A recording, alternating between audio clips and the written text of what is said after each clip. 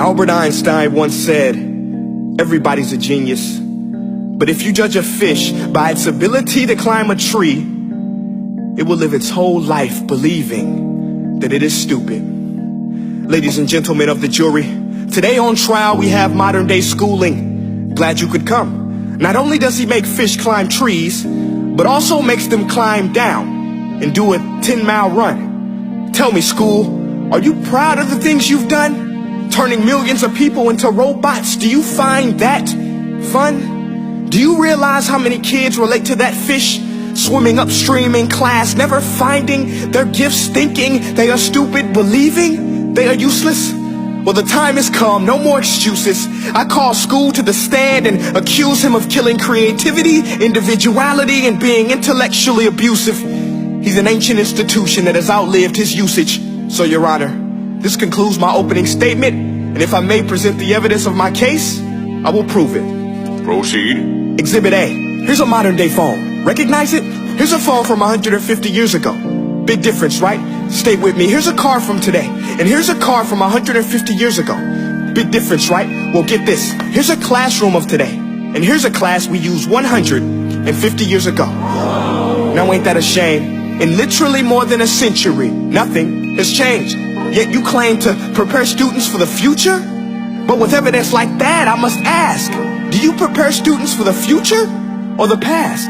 I did a background check on you and let the record show that you were made to train people to work in factories, which explains why you put students in straight rows, nice and neat, tell them sit still, raise your hand if you want to speak, give them a short break to eat, and for 8 hours a day, tell them what to think.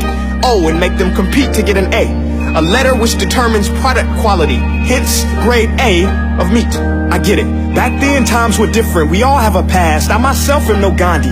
But today, we don't need to make robot zombies. The world has progressed. And now we need people who think creatively, innovatively, critically, independently, with the ability to connect. See, every scientist will tell you that no two brains are the same. And every parent with 2 or more children will confirm that claim.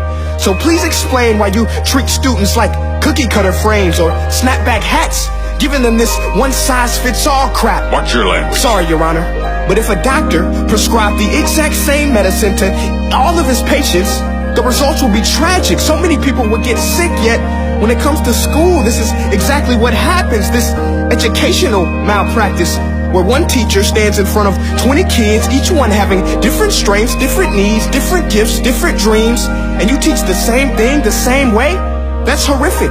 Ladies and gentlemen, the defendant should not be acquitted. This may be one of the worst criminal offenses ever to be committed.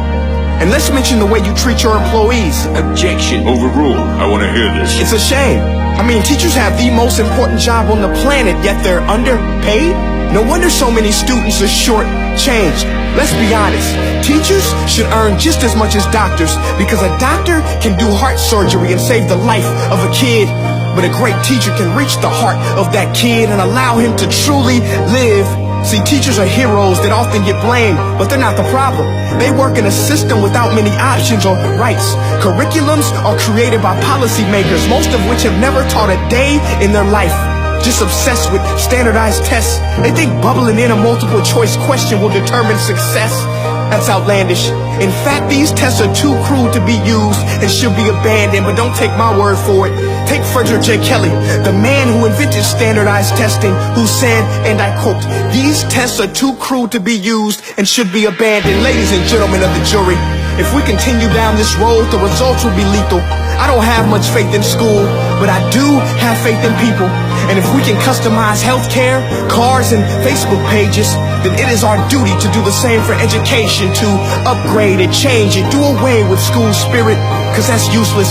Unless we're working to bring the spirit out of each and every student, that should be our task. No more Common Core. Instead, let's reach the core of every heart in every class. Sure, math is important, but no more than art or dance. Let's give every gift an equal chance. I know this sounds like a dream, but countries like Finland are doing impressive things. They have shorter school days. Teachers make a decent wage. Homework is non-existent, and they focus on collaboration instead of competition. But here's the kicker, boys and girls. Their educational system outperforms every other country in the world. Other places like Singapore are succeeding rapidly. Schools like Montessori, programs like Khan Academy. There is no single solution, but let's get moving. Because while students may be 20% of our population, they are 100% of our future. So let's attend to their dreams, and there's no telling what we can achieve.